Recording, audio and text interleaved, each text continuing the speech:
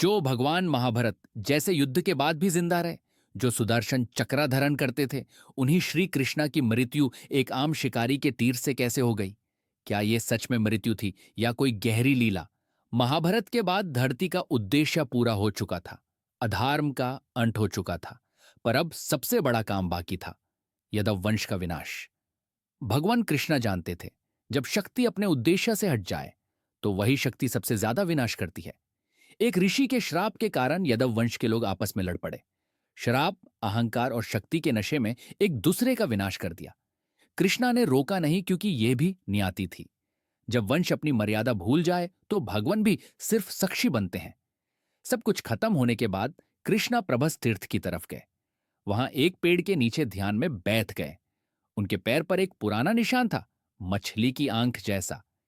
यहीं से कहानी का सबसे गलत समझा गया हिस्सा शुरू होता है। शिकारी जारा दूर से आया। उसने पैर के निशान को हिरन समझ लिया और अनजाने में तीर चला दिया।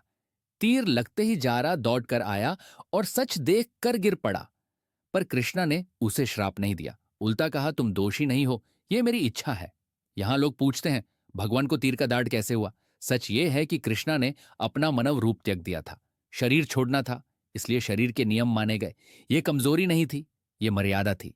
श्री कृष्णा की मृत्यु नहीं हुई, उन्होंने सिर्फ अपना शरीर त्यागा।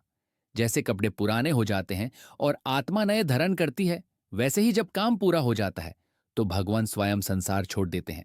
महाभारत जीत कर भी जो संत रहे, जो अपने वंश का विनाश देखकर भी विचलित ना हुए, वो कभी मरते नहीं, वो सिर्फ अपनी लीला समाप्त करते हैं। कृष्णा को कोई मार नहीं सकता। जब उद्देश्य पूरा होता है तो भगवान स्वयं चल देते हैं।